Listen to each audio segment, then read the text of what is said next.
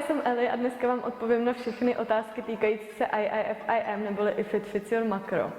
Chci vám říct, co to je, jak jsem se k tomu dostala, jak vy sami si můžete spočítat vaše makra, aby vám to fungovalo na hubnutí a moje výsledky. Tak nejdřív ve stručnosti, jak já sama jsem se k tomu dostala.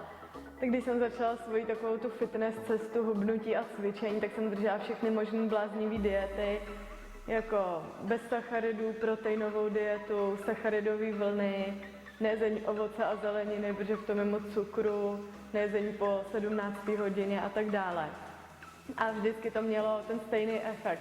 Buď krátkodobý výsledek s brutálním jojo efektem, anebo rovnou žádný výsledek. A proč ten jojo efekt? Protože jsem to vždycky nevydržela a dožrala jsem to samozřejmě. Doufám, že to taky znáte. A po všech těch hrozných dietách jsem objevila IIFIM a zjistila jsem, že počítání maker přináší ty nejlepší dlouhodobé výsledky. Je to super pro psychiku, protože si můžete dát úplně všechno, na co máte chuť, pokud se vám to vejde do těch maker. A co to jsou ty makra? Tak makra je zkratka pro makroživiny, což jsou bílkoviny, sacharidy, tuky. A právě na tomhle je postaven IIFIM, neboli If It Fits Your Macro, česky, když se ti to vejde do maker. Vy budete mít sami pro sebe určený počet gramů bílkovin, sacharidů a tuků, který máte za den sníst a je v podstatě jedno, z jakých jídel to přijmete. Plácnu třeba máte přijmout 240 gramů sacharidů a je na vás, jestli to přijmete ze 3 donatů anebo z 3 pytlíků rejže. A právě tohle je ten úplně nejlepší rozdíl od všech těch klasických diet, který znáte určitě, třeba ty kulturistický, jíst v podstatě jenom rejži a kuřecí na vodě nejlíp neosolen, což jsem si taky zkusila. Tady u IIFIM máte mnohem víc volnosti, flexibility, nemáte žádný seznam potravin, který musíte jíst, abyste dosáhli těch výsledků, nemáte potraviny, kterým se musíte vyhýbat. Prostě je to úplně individuální a konkrétně na vás, co vy máte rádi a to jíte.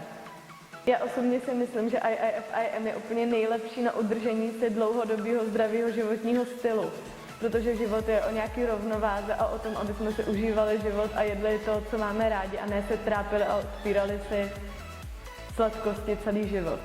A ano, určitě ty kulturistické diety nebo diety postavené jenom na zdravém jídle jsou určitě super a fungují, pokud jste schopni to dodržovat.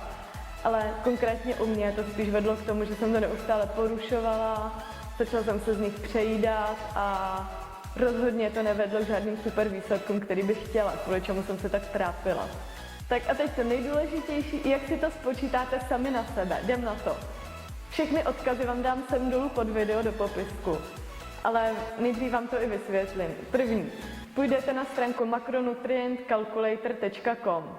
Na téhle stránce je přímo kalkulačka, která vám vypočítá váš denní kalorický příjem. A tím začnete. Tak a potom, když už máte ten kalorický příjem, tak přímo na téhle stránce si to rozdělíte přesně na ty makra. Určete si, že chcete mít 55% sacharidů, 20% bílkovin a 25% tuků. Tak ještě vám to uvedu přímo na sobě, abyste viděli ten příklad. Já jsem si do těch tabulek teda zadala, že mi je 25 let, měřím 169 cm, vážím 63 kg, pohybovou aktivitu mám 3 až 5 krát týdně, většinou chodím 5krát, ale zadala jsem si tam 3 až 5krát, protože zbytek dne sedím v kanceláři a cíl mám, že chci zhubnout 0,25 kg týdně. Mně to vychází teda na nějakých 1950 kalorií, 240 gramů sacharidů denně, 100 gramů bílkovin a 65 gramů tuků.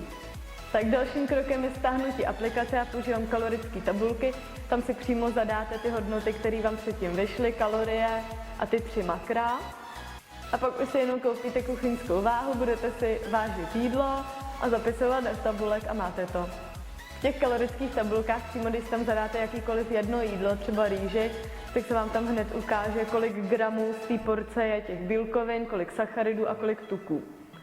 A sčítá se vám to tam taky v nějakém společném grafu, takže to tam úplně skvěle vidíte.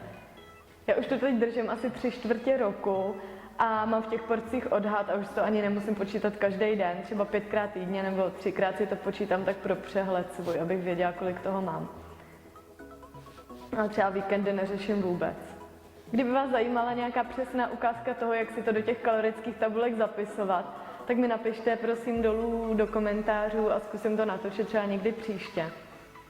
Ještě, aby nedošlo k nějakému nedorozumění. Nechci, abyste si mysleli, že můžete jíst fast foody celý den, jenom zmrzky, hranolky, čokolády.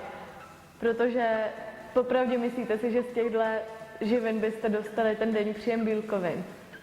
To asi těžko. Ale úplně super na tom IIFIM je právě to, že třeba z té zmrzliny si můžete naplnit nějakou část svého denního příjmu sacharidů a tuků. Já osobně preferuju fakt jíst třeba 80% těch zdravých potravin, protože přece jenom potřebujete fakt jíst i ty normální jídla, kterými se pořádně najíte, abyste měli energii na celý den, na cvičení a tak. Tak možná by vás zajímaly ještě moje výsledky. Já to držím asi 3/4 roku a za tu dobu jsem zhubla 5 kg tuku a nabrala jsem 2 kg svalů. Tady vám ukážu někde fotku před a po. Tak já vám moc děkuji, že jste se na tohle video koukali, doufám, že to někomu pomůže. A pokud máte nějaké další otázky, tak mi je prosím napište sem buď dolů do komentářů pod video, budu fakt strašně ráda, když vám na to budu moct odpovědět. A nebo mě klidně kontaktujte na Facebooku, na mý soukromý stránce i to Eliška Bicanová, kde vám taky moc ráda odpovím. Tak jo, mějte se moc hezky a uvidíme se třeba někdy u dalšího videa. Čau!